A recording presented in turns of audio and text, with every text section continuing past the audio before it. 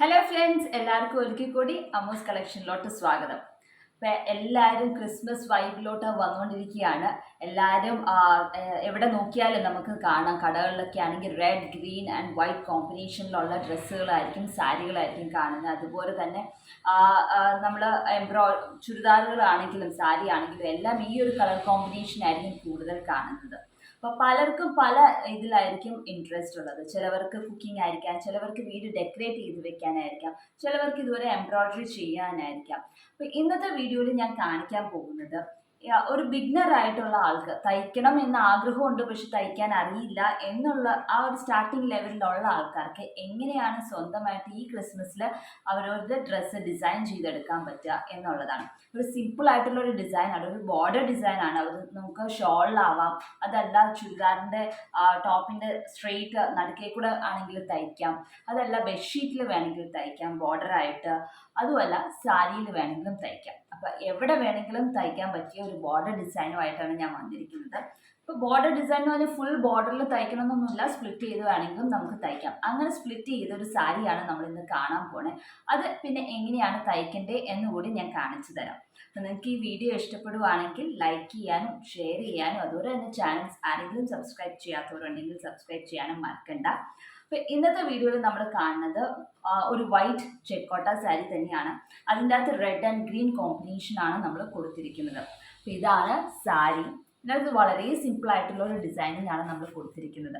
അപ്പോൾ സാരി നമുക്കറിയാം, ക്രിസ്മസിനൊക്കെ പള്ളിയിൽ പോകുമ്പോൾ എല്ലാവരും തലയിൽ തുണിയിടും. അപ്പം തലയിൽ സാരിയുടെ മുന്താണി എടുത്ത് വെക്കുമ്പോൾ രണ്ട് സൈഡിലും വർക്ക് ഇല്ലെങ്കിൽ അതൊരു അഭംഗിയായിട്ട് തോന്നും. അതുകൊണ്ട് തന്നെ ഞാൻ രണ്ട് സൈഡിലും മുന്താണിയുടെ രണ്ട് സൈഡിലും വർക്ക് കൊടുത്തിട്ടുണ്ട്. അപ്പോൾ ഇതുപോലെയാണ് സാരിയുടെ വർക്ക് വരുന്നത്. ഒരു സിമ്പിൾ ആയിട്ടുള്ള ഒരു ഡിസൈനാണ്. നീളത്തിൽ കുറച്ച് ഇലയും കുറച്ച് ഫ്ലവറൊക്കെ ആയിട്ടാണ്.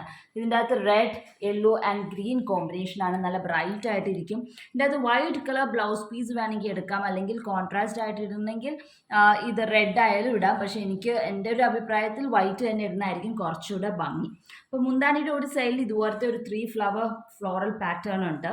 അതുപോലെ തന്നെ ഇപ്പുറത്തെ സൈഡിലും, മുന്താണിയുടെ ഇപ്പുറത്തെ സൈഡിലും ആ സെയിം ഡിസൈൻ ഇപ്പുറത്തെ സൈഡിലും വരുന്നുണ്ട്. അതിൻ്റെ നടുക്കായിട്ട് ഒരു സിംഗിൾ ഫ്ലവർ ഡിസൈനിങ് ആണ് കൊടുത്തിരിക്കുന്നത്. അപ്പം ഇങ്ങനെയാണ് മുന്താണി വരുന്നത്. പിന്നെ റണ്ണിങ് പോർഷനിൽ ഇതുപോലെ തന്നെ ഈ ഒരു ഡിസൈനാണ് റണ്ണിങ് പോർഷനിൽ നമ്മൾ കൊടുത്തിരിക്കുന്നത്. ഇതുപോലെ ഒരു വലിയ 3 ഫ്ലവർ ഡിസൈനാണ് റണ്ണിങ് പോർഷനിൽ കൊടുത്തിരിക്കുന്നത്. അത് കഴിഞ്ഞിട്ട് ഫ്രണ്ടിൽ ചെസ്റ്റ് അല്ല, ഷോൾഡർ പ്ലീറ്റിൽ ഇതുപോലത്തെ 3 ഡിസൈനാണ് അടുപ്പിച്ച് വരുന്നത്. 3 അടുപ്പിച്ച് വന്നിരിക്കുകയാണ് ഫ്രണ്ടിൽ.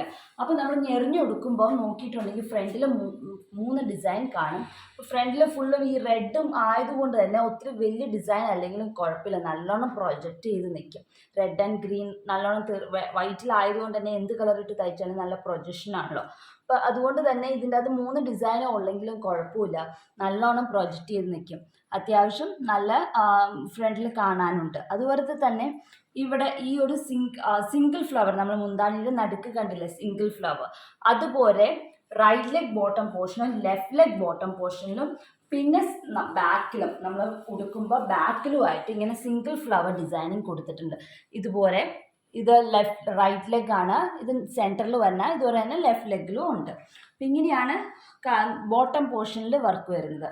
അപ്പോൾ കുഞ്ഞു ഫ്ലവേഴ്സ് ബോട്ടം പോർഷനിലും വലിയ ഒരു ബഞ്ചായിട്ട് ഉള്ളത് ഫ്രണ്ടിലുമാണ് നമ്മൾ കൊടുത്തിരിക്കുന്നത്. അപ്പോൾ ഇങ്ങനെയാണ് ഈ ഒരു സാരി വരുന്നത്. ഇത് റെഡി ഫോർ സെയിലാണ്. ആർക്കെങ്കിലും താല്പര്യമുണ്ടെങ്കിൽ താഴെ കാണുന്ന വാട്സപ്പ് നമ്പറിലോട്ട് മെസ്സേജ് ചെയ്യാവുന്നതാണ്. ഇതിൻ്റെ റേറ്റ് 1000 റുപ്പീസാണ് ഇതിൻ്റെ റേറ്റ്.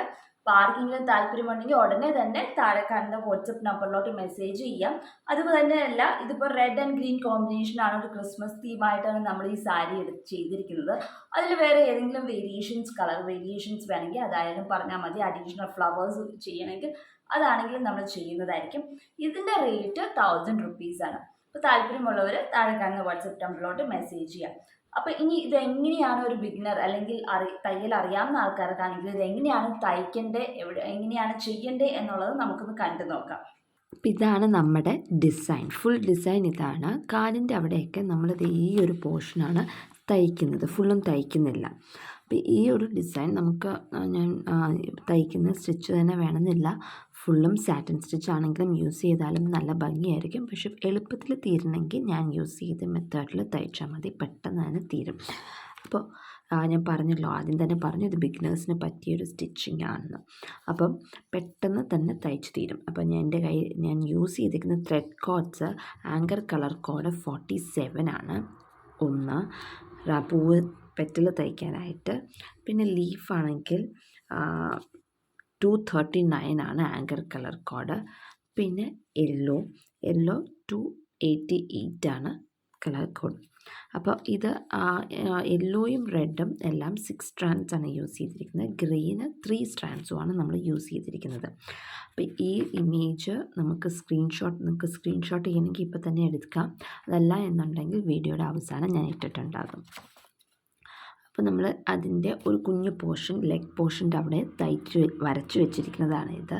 ഇതിൻ്റെ ആദ്യം തന്നെ നമ്മൾ സ്റ്റാർട്ട് ചെയ്യുമ്പം ലീഫ് സ്റ്റെമ്മിൽ തന്നെ സ്റ്റാർട്ട് ചെയ്യാം. സ്റ്റെം മേലിൽ നിന്നാണ് ഞാൻ സ്റ്റാർട്ട് ചെയ്യുന്നത്. നിങ്ങൾക്ക് എവിടെ നിന്ന് വേണമെങ്കിലും സ്റ്റാർട്ട് ചെയ്യാം. പക്ഷേ ഞാൻ മേലിൽ നിന്ന് സ്റ്റാർട്ട് ചെയ്യുന്നതിൻ്റെ കാരണം എന്താണെന്ന് വെച്ചാൽ, ഇത് സ്റ്റിച്ച് ചെയ്ത് ഇവിടം വരെ വന്നിട്ട് നേരെ ഈ ലീഫ് തയ്ക്കാനായിട്ടാണ്. ഇതിപ്പോൾ നമ്മൾ ഇവിടെ നിന്ന് അങ്ങോട്ടേക്കാണ് പോകണമെങ്കിൽ ഈ ലീഫ് തയ്ക്കണമെങ്കിൽ കുറച്ചും കൂടെ ദൂരം കൂടുതലാണ്.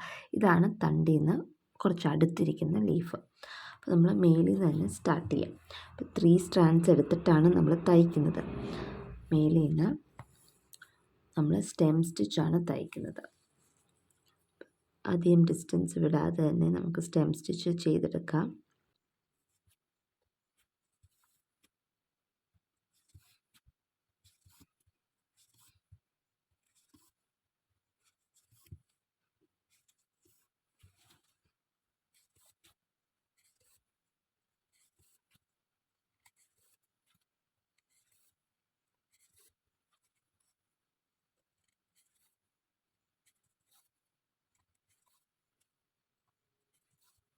നമ്മൾ സ്റ്റെം സ്റ്റിച്ച് ചെയ്ത് ഇവിടെ തണ്ടിൻ്റെ താഴം വരെ എത്തിയിട്ടുണ്ട്. ഇനി നമുക്ക് ലീഫ് ചെയ്യണമെങ്കിൽ ഇവിടെ താത്തിയിട്ട് നമുക്ക് നേരെ മേലിലോട്ട് നമ്മൾ എടുത്തിട്ടുണ്ടെങ്കിൽ, ഇവിടെ നമ്മളിങ്ങനെ പൊക്കുവാണെങ്കിൽ ഇവിടുന്ന് ഇങ്ങോട്ടേക്ക് ത്രെഡ് പോണത് നല്ലോണം നമ്മൾ താഴത്തേക്കൂടെ കാണും. മേലിൽ കൂടെ കാണാൻ പറ്റും ത്രെഡ് പോണത്. അപ്പോൾ എന്താ ചെയ്യേണ്ടതെന്ന് വെച്ചാൽ, ഞാൻ ഇതിന് മുമ്പും പറഞ്ഞു തന്നിട്ടുണ്ട്. നമ്മൾ തൊട്ടടുത്തുള്ള ഇതിലോട്ട് കുറച്ച് ദൂരമാണ് ലീഫിലോട്ട് പോകണമെങ്കിൽ ഈ തണ്ടിൻ്റെ മേലിൽ കൂടെ തന്നെ ജോയിൻ ചെയ്തൊന്ന് പോയേച്ചാൽ മതി. ഇങ്ങനെ ഒന്ന് ഉടക്കി വെച്ചിട്ട് ഇങ്ങനെ പോയിട്ടുണ്ടെങ്കിൽ അങ്ങനെ പെട്ടെന്ന് അറിയത്തുമില്ല. ഇങ്ങനെ ആ ലീഫിൻ്റെ അടുത്തോട്ട് ഇങ്ങനെ പോയേച്ചാൽ മതി. കെട്ടുന്നതിനേക്കാളും എളുപ്പം ഇങ്ങനെ പോണതാണ്. നമുക്ക് ടൈമും ലാഭിക്കാം, ആ പുറകിലുള്ള വൃത്തികേടും നമുക്ക് കുറയ്ക്കാം. കെട്ടൊത്തിരി വരുന്നതിൻ്റെ ആ ഒരു വൃത്തികേട്. പിന്നെ നമുക്കിവിടെ അപ്പോൾ കുറച്ച് നൂല് എടുക്കുന്നതാണ് കാണത്തുള്ളൂ. ഇനി ഇവിടെ സാറ്റിൻ സ്റ്റിച്ചാണ് നമ്മൾ തയ്ക്കുന്നത്. ഇതൊക്കെ ഒരു സിമ്പിൾ ടെക്നിക്സാണ്. എങ്ങനെയാണ് നമ്മൾ തയ്ക്കുമ്പോൾ സാരി വൃത്തിയായിട്ട് വെക്കുക, ബാക്ക് സൈഡ് അല്ലെങ്കിൽ മേലിൽ കൂടെ നോക്കുമ്പോൾ കാണാണ്ടിരിക്കുക ത്രെഡ് വലിച്ചേക്കുന്നത്. അല്ലെങ്കിൽ നമ്മളിവിടെ അവിടെ കെട്ടിട്ടിട്ട് വീണ്ടും ലീഫ് സ്റ്റാർട്ട് ചെയ്യാൻ തുടങ്ങും. ഇപ്പോൾ സാറ്റിൻ സ്റ്റിച്ച് തയ്ക്കുമ്പോൾ എപ്പോഴും പാതിക്ക് തുടങ്ങുക. ഒരു ഡിസൈൻ്റെ സെൻറ്ററിൽ 50 ആക്കുക, ഹാഫ് ആക്കിയിട്ട് നമ്മൾ സ്റ്റിച്ച് ചെയ്ത് തുടങ്ങുക. ആ ഹാഫ് പോർഷൻ തയ്ച്ചു കഴിഞ്ഞിട്ടാണ് അടുത്ത ഹാഫ് പോർഷൻ തയ്ക്കുക.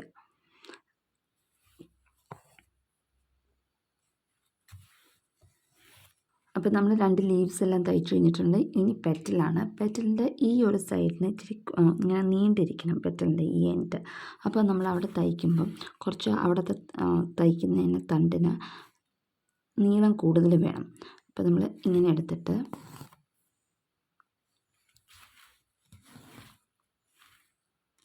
ഇവിടെ നീളം കുറവ് മതി. അപ്പോൾ ഒത്തിരി ഇത് എടുക്കണ്ട. ഇങ്ങനെ രണ്ടെടുത്ത് നമ്മൾ സ്ട്രെയിറ്റ് ആയിട്ട് സ്റ്റിച്ച് ചെയ്യുകയാണ്. അത് കഴിഞ്ഞിട്ട് ഇതിൻ്റെ ഏതെങ്കിലും ഒരു സൈഡിൽ നമ്മൾ സ്റ്റാർട്ട് ചെയ്യണം. ഇപ്പം സപ്പോസ് ഞാൻ ഈ സൈഡിലാണ് എടുത്തിരിക്കുന്നത്. ഏത് സൈഡിൽ വേണമെങ്കിലും നമുക്ക് കുത്തിപ്പൊക്കാം. ഞാനിപ്പോൾ ഈ സൈഡിലെടുത്തു. പിന്നെ ഇതിൻ്റെ ഇടയിൽ കൂടെ ത്രെഡിൻ്റെ ഇടയിൽ കൂടെ കേട്ടോ, തുണിയായിട്ട് അറ്റാച്ച്ഡ് അല്ല. ഇങ്ങനെ എടുക്കുന്നു. ഒത്തിരി വലിച്ച് കുഞ്ഞിതാക്കണ്ട. ഇങ്ങനെ എടുക്കുന്നു. പിന്നെ ഇനി ഇതിൻ്റെ ഇടയിൽ കൂടെ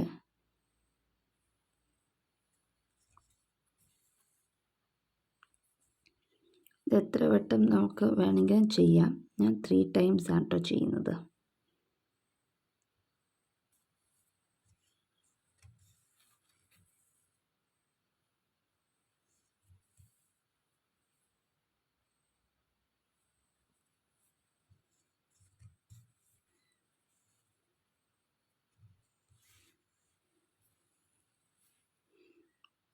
ഇതങ്ങനെയാണ് നമ്മൾ ഒരു പെറ്റിൽ തയ്ക്കുന്നത്.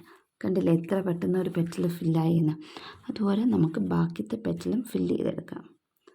അപ്പോൾ എന്താ ചെയ്യേണ്ടത്, ആദ്യം തന്നെ ഒരു കുഞ്ഞ് ഒരു പൂവിൻ്റെ നടുക്കത്തെ പോർഷനിലോട്ട് ചേർന്നിരിക്കുന്നിടത്ത് കുഞ്ഞത് മതി, കുഞ്ഞൊരു സ്റ്റിച്ച് മതി.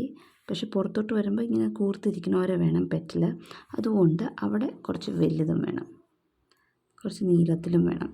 ഇങ്ങനെ അത് കഴിഞ്ഞിട്ട് പിന്നെ നമ്മൾ അതിൻ്റെ ഇടയിൽ കൂടെ എടുക്കുകയാണ്. ഏതെങ്കിലും സൈഡിൽ പൊക്കിയെടുക്കുക. ഇങ്ങനെ തുണിയായിട്ട് അറ്റാച്ച് ചെയ്യുന്നില്ല. അപ്പോൾ ബാക്ക് സൈഡ് കാണാൻ ഒരു ബാക്ക് സൈഡിൽ നോക്കിയിട്ടുണ്ടെങ്കിൽ അതിൻ്റെ അകത്ത് വർക്ക് അധികം ഉണ്ടാവത്തില്ല.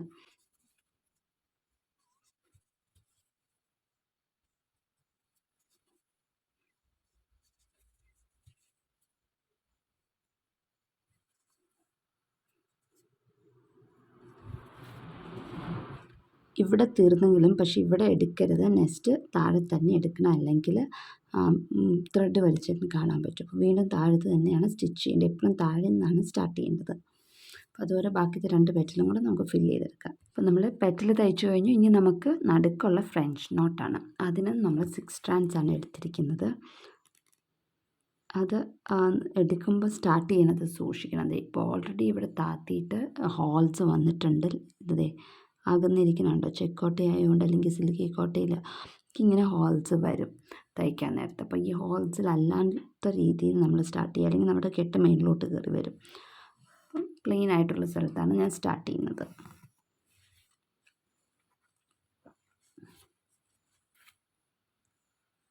ഇങ്ങനെ ടൈറ്റ്ലി ചുറ്റിട്ട് ഇങ്ങനെ ചുറ്റി അവിടെ തന്നെ താത്തുക. അപ്പോൾ നമുക്ക് നല്ല നോട്ട് കിട്ടും.